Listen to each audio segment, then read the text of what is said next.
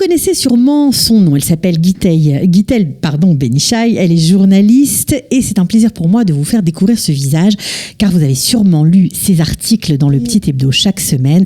Un journal dans lequel elle travaille depuis 9 ans. Tous les articles de fond sont d'elle. Donc j'espère que vous allez rester avec nous pour découvrir qui se cache derrière cette belle personne. C'est parti. Ils ont relevé le défi de l'ALIA. ALIA Story, c'est vous, c'est nous. Guittel Benichai, bonjour. Bonjour. Alors, je sais que vous détestez être sous les feux de la rampe. En effet. Mais on ne peut rien vous refuser. Ah ouais, c'est gentil. En tout cas, moi, je tenais vraiment à vous rendre hommage, à vous recevoir, à savoir un petit peu qui vous êtes, en fait. Parce que c'est vrai que lorsqu'on lit ces articles, sans faute d'orthographe, toujours très bien écrits, renseignés, sourcés, ça fait plaisir. Voilà. Donc, vous êtes au sein du Petit Hebdo depuis 9 ans. Voilà. Vous avez commencé par faire de la relecture.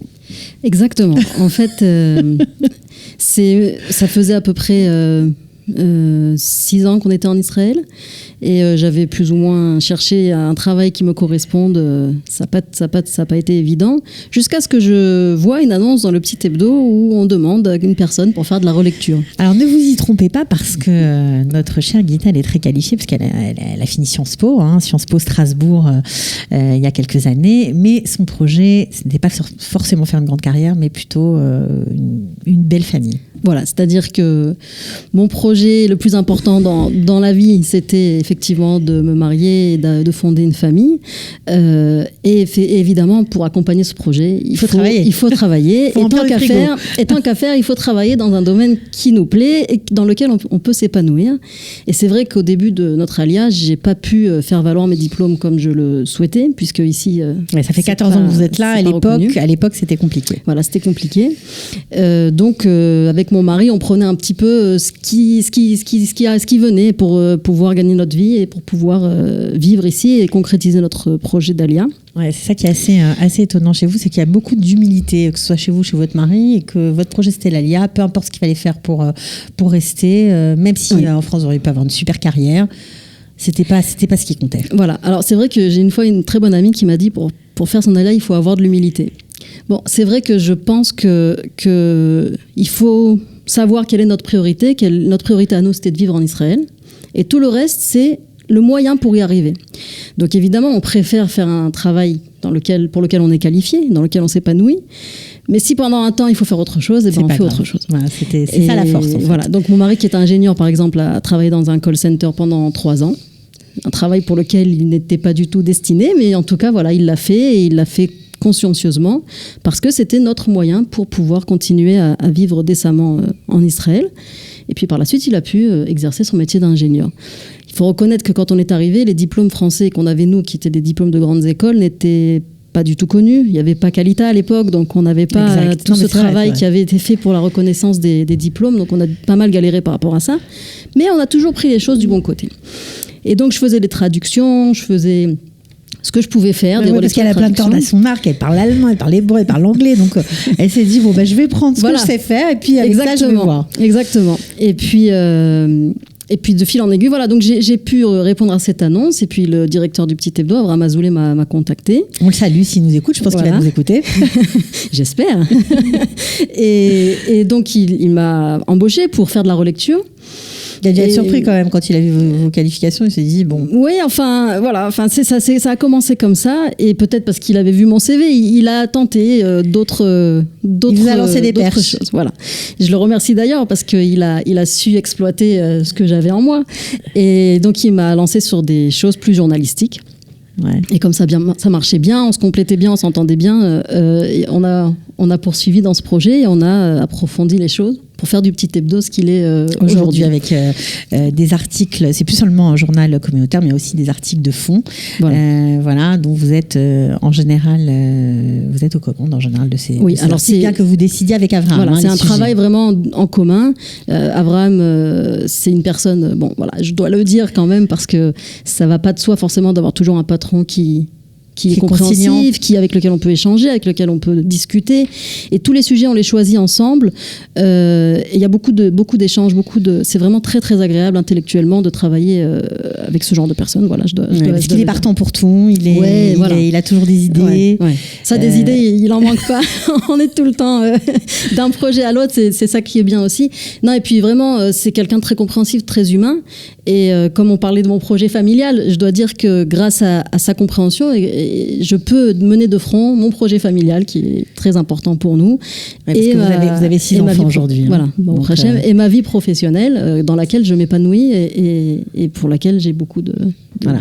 Et c'est vous qui nous faites chaque semaine découvrir des choses, des personnages de la société israélienne, des associations. Voilà, on essaye de... Il y en a vraiment de vous donner la parole à voilà, tout le on monde. essaye de varier et de trouver des sujets qui touchent le public francophone. Souvent, on se présente un petit peu comme un pont entre la société israélienne, la société francophone, parce qu'il y a beaucoup de gens aussi qui lisent pas forcément la presse israélienne, donc ça permet de les aider à toucher du doigt des sujets qui les concernent et de leur donner des informations et de leur présenter aussi parfois des personnalités, des profils typiques de la société dans laquelle ils vivent aujourd'hui. Ouais. Un peu ce qu'on fait aussi ici, c'est pour ça que c'est bien qu'on soit plusieurs à le faire. J'espère qu'on sera encore plus sur des supports différents aussi, donc c'est ça qui est bien. Voilà. Alors, justement, vous êtes venu en Israël non pas par hasard, mais parce que vous avez grandi dans une famille religieuse, pratiquante, à Grenoble. Donc, ça a l'occasion de saluer tous les Grenoblois. Et vous êtes venu avec des armes ici parce que vous parliez, on va dire l'hébreu, en tout cas, vous saviez lire parfaitement grâce à votre papa. Voilà. Alors, quand on a grandi à Grenoble, mon père, il faut lui rendre hommage par rapport à ça, nous faisait le Talmud Torah à la maison. C'est-à-dire que toutes les semaines, quand il rentrait du travail, 1 ou 2 jours par semaine, on était 3 enfants, il nous asseyait autour de la table à la manger, il prenait un tableau, un feutre, et il nous faisait les cours d'hébreu, il nous apprenait à lire, il nous apprenait la grammaire, il nous apprenait les prières. Et disons que ça nous a donné un vrai bagage linguistique. Parce que l'hébreu n'a jamais été une langue étrangère pour nous. En fait. C'est-à-dire que lorsque vous voyez un texte petit ou dans un livre de prière, hop, vous saviez déjà on savait déchiffrer. Lire parfaitement. Ouais. Moi, je suis venue en Israël en 2000 pour faire une année d'études dans le cadre de Sciences Po. Dans le cadre de Sciences Po à Arad Sofim, à l'université hébraïque. Et j'ai commencé l'Ulpan en bas parce que je ne savais pas parler. Mais quand j'étais en cours, je lisais tellement parfaitement que les élèves à côté déchiffraient. Ils ne savaient pas trop où me mettre en fait. Parce que d'un côté, j'avais un très bon niveau de lecture, mais d'un autre côté, je ne savais pas parler et je ne comprenais pas ce que je lisais. Mais bon, ça m'a beaucoup aidé pour avancer vite dans l'apprentissage de la langue. Et c'est vrai que quand je suis arrivée en Israël avec mon mari il y a 14 ans, je parlais déjà hébreu. Il y a 14 ans, pas à 14 ans. Il y a 14 ans, oui. Je parlais déjà hébreu. Ouais, vous parliez déjà hébreu. Alors, une autre aventure, lorsque vous avez débarqué marié, vous avez fait le chemin classique Merkaz Klita à Jérusalem, Beth Canada. Bon, ça n'existe plus aujourd'hui. Ouais. C'était le choc ? Oui. Alors, je vais être très honnête. J'étais très motivée par l'Alia. C'était un projet qu'on avait tous les deux et il n'y avait pas de souci là-dessus. Mais quand on est arrivé le soir de notre Alia, donc on avait voyagé toute la journée, le matin, je m'étais séparée de mes parents, de mes frères, tout ça. Bon, c'était pas évident, il faut reconnaître. J'arrive donc au Merkaz Klita. Et là, on découvre un tout petit appartement et un appartement sale. Voilà, il faut dire ce qui est. C'était poussiéreux, Et quand on arrive là-bas, je me souviens, je me suis assise, j'ai dit à mon mari, mais on ne peut pas rester ici. On ne peut pas, c'est pas possible. Il va falloir qu'on trouve autre chose. Et il m'a dit, non, t'inquiète pas, demain, à la première heure, je vais acheter tout ce qu'il faut, je vais tout nettoyer. Et tu verras, après, ce sera très bien, on va bien se plaire ici, ça va être très très bien. Et c'est ce qui s'est passé. Et j'avoue que ces 6 mois qu'on a passés au Merkaz Klita étaient vraiment 6 mois très très plaisants.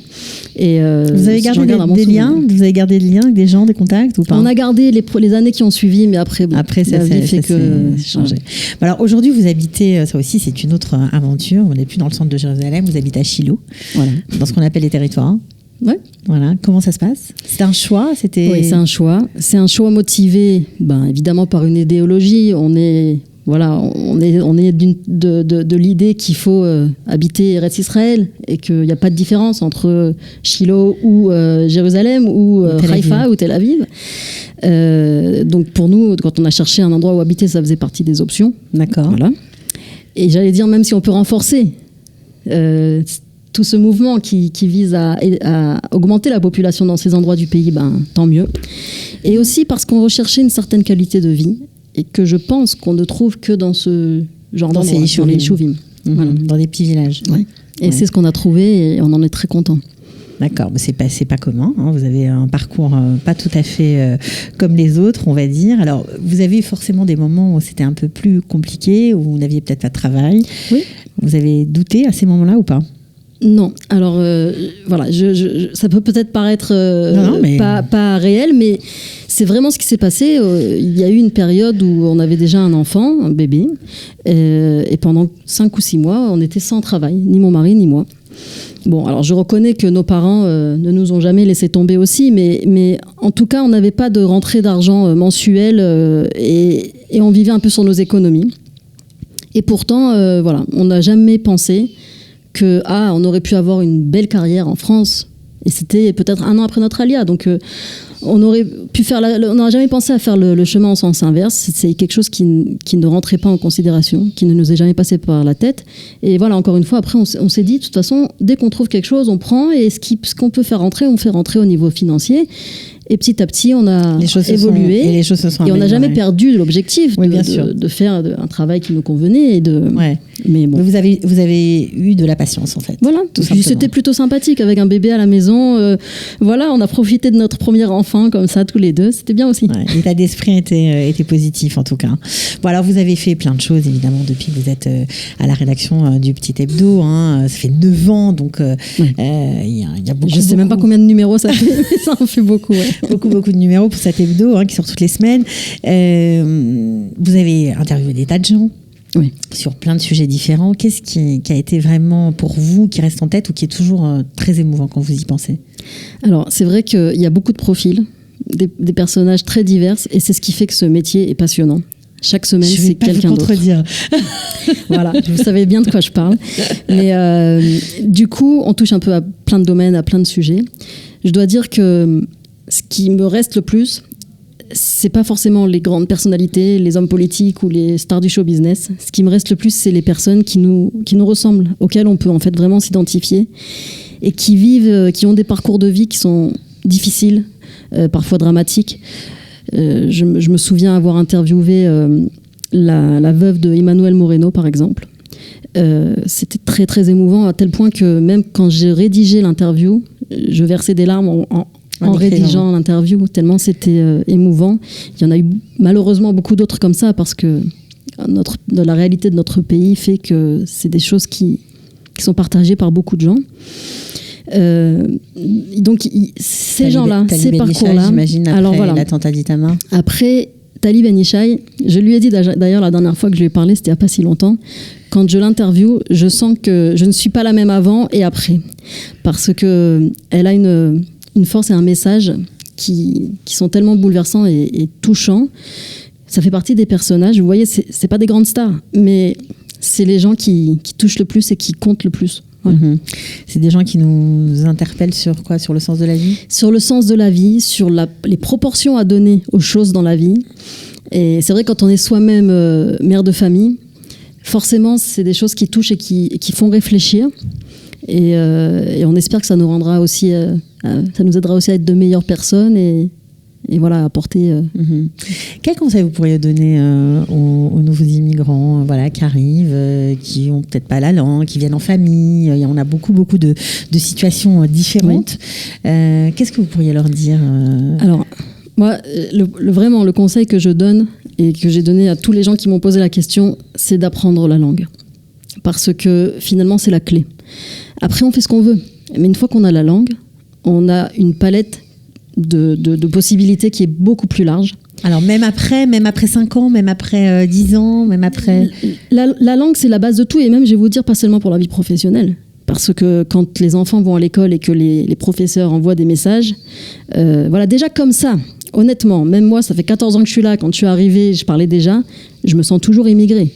C'est-à-dire, je m'intègre, je suis intégrée dans la société, mais quelque part, j'ai toujours un accent. Quelque part, la langue, ça sera jamais ma langue maternelle.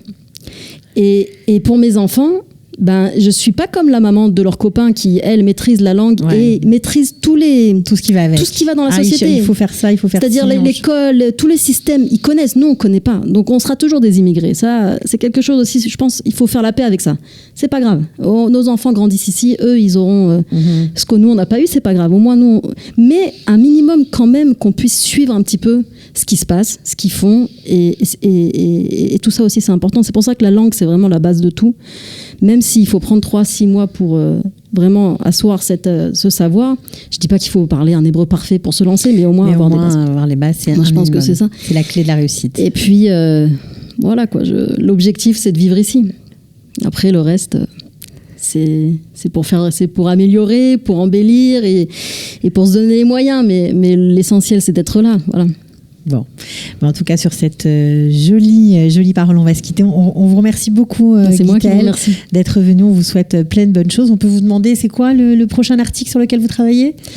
Alors là, on prépare un dossier très intéressant, aussi très touchant d'ailleurs, sur le handicap. Et notamment à travers le regard de l'entourage et des frères et sœurs des personnes handicapées, suite à la projection du film extraordinaire. Mon frère Archélie Guibord, qui a été projeté là, cette semaine à Jérusalem. À la Cinémathèque, une projection française. C'est l'occasion de rappeler que Qualita lance aussi un accompagnement pour tous ceux qui veulent faire leur alia, qui ont des enfants ou des proches handicapés, ça les freine. Et bien, aujourd'hui, il y a un service. Michael Candel s'en occupe. C'est lui qui est responsable de ce service-là. Il sera ravi de vous aider. Vous pouvez le contacter à travers Qualita. On vous souhaite une bonne continuation, ma chère Guittel. Merci, pour vous aussi. Et merci beaucoup. On vous lira, donc promis, dans le petit hebdo. À bientôt. À bientôt. En tout cas. Ciao. Au revoir. Ils ont relevé le défi de l'ALIA. Alia Story, c'est vous, c'est nous.